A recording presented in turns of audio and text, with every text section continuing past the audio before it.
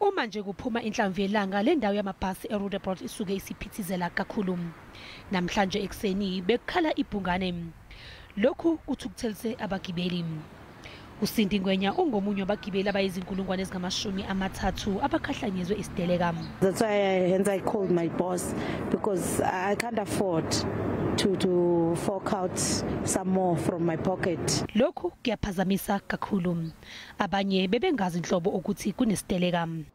Abanye abakwazanga ukufinyelela ngesikhathi emsebenzini nasezikoleni kudingeke ukuthi abanye bagibele amatekisi. Angaphezu kwamakhulu amane amabhasi abengasebenzi. Kungamashumi amabili nesishiyagalombili amalungu eDEMAWUSA abakuphoqayo. Kukho ukukhushulelwa imiholo ngo-18%, isibonelelo sezinkulungwane eziyishumi se-COVID-19 kanye nomhlamulo webhonasi. We were with them on Monday last week when the negotiation collapsed. There was no counter offer which they put against us. So we are saying they must come. If they say they don't have money, they must tell us, not the media. Nezinye izinyunyana ziyaseseka lesiteleka.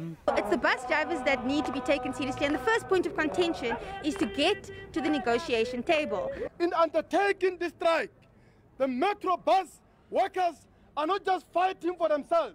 We are fighting for the rest of working class. Umqashi Metrobus ayeneme ngesiteleka nezimfuno zenyunyana.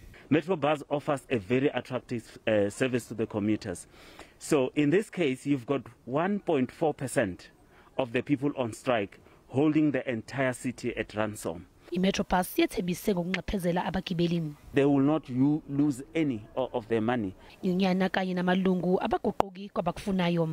uMandla Nhlapho usasebenza njengomshayeli iminyaka engamashumi amabili. We've got drivers who are earning 15,000 in this time of the century. So what we need as a DEMAWUSA, we need those drivers must come at least where we are now. Okwamanje akukavunyelwana ngalutho kanti ezinye izinyunyana okuyisamu kanye neIMATHU zona ziyafuna ukusebenza. I wake up in the morning thinking that I'm going to work every day, but now when I get here, I get into work, just found out that there's still strike, so I feel bad. Ngokushona kwelanga eGandhi Square bekusakhala ibhungane. Abashayeli abatelekile bathi abalubhade emsebenzini kuze kube kuyaphendulwa kwabakufunayo.